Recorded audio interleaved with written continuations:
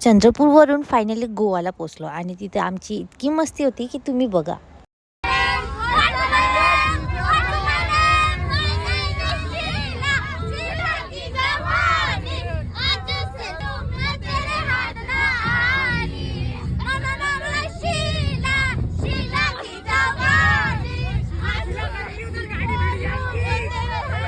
हॉटेलमध्ये पोचता पोचता इतके सारे चर्च दिसत होते तिथं, छोटे छोटे मोठे मोठे, आणि इतके छान ना, खूपच छान दिसत होते.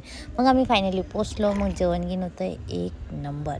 आणि आम्ही ज्या हॉटेलमध्ये राहत होतो तर तिथली लाईनच चालली गेली, आणि लाईन चालली गेली तर आपण का करू म्हणून आम्ही बाहेर निघालो सगळेजण फिरायला.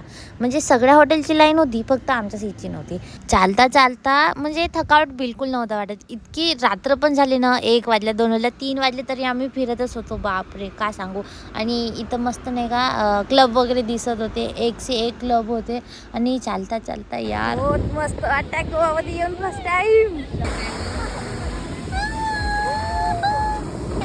बहुत छान वाटतं. किती जोरात आवाज येतो याचं.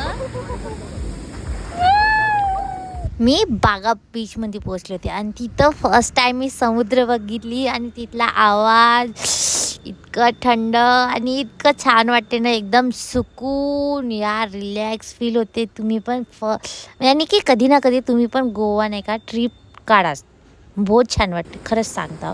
आणि ते लहरे, ते आवाज, ते थंडी थंडी हवा, बहुत बहुत बहुत बहुत बहुत छान वाटते.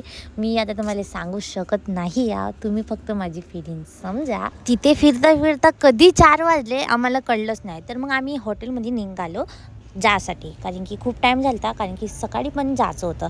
तर भेटूया आपण नेक्स्ट व्लॉगमध्ये.